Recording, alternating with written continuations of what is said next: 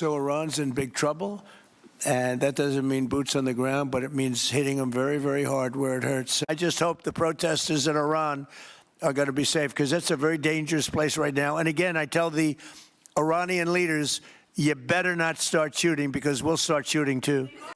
It comes as Iran's supreme leader threatens a greater crackdown, saying, quote, the Islamic Republic will not back down in the face of vandals. Trump should know that world tyrants were brought down at the peak of their arrogance. He, too, will be brought down. Fox News contributor and former Secretary of State Mike Pompeo joins us now. Mr. Secretary, thank you for joining us.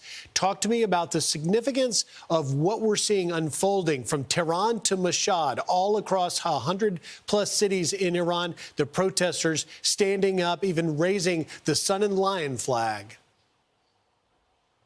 Griff, it's great to be with you this morning. Your point is very well taken. The breadth of this set of protests, the depth of this set of protests, and the scope of the different people, right? Business people, students, seniors, people who had been former government service, all out in the streets protesting, people from different ethnicities, folks from Baluchistan and from Esfahan and Kurds, right? People all across the country just can't take it anymore. They've been deprived of their basic economic ability to live a decent life and raise their families.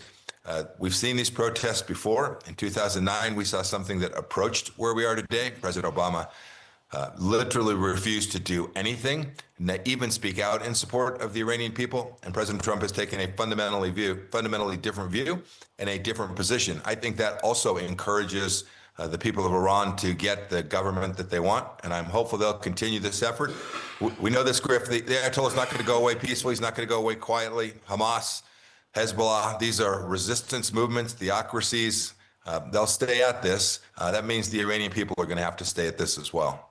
But, Mr. Secretary, will this time be different? And do you think that Ayatollah Khamenei doesn't fully realize how much trouble he's in? Griff, it's always unknowable if it will end completely differently, but this is different. You already see Iranian regular army personnel refusing to shoot at their own citizens. It's called the Artesh. So you have the IRGC, the Basij, different suppression forces that the Ayatollah has used. He'll keep trying. I understand he brought some folks in from Iraq, some militias that have been working with the Iranians there. He's not going to give up. I don't know that he recognizes this is different, but the people do. The people can see that what's taking place here today is fundamentally different than what's taken place before. And I hope that they can stay at this.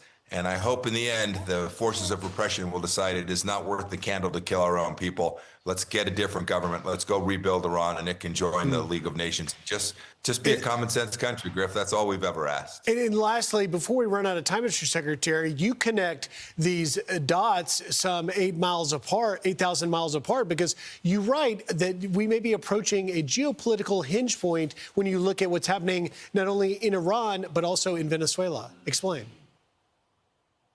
Yes, I wrote about this. Undoubtedly, these are connected. The Venezuelans and the Iranians have had a long relationship. They're part of the narco-terrorist network. They've traded crude oil and money, gold back and forth between these two countries.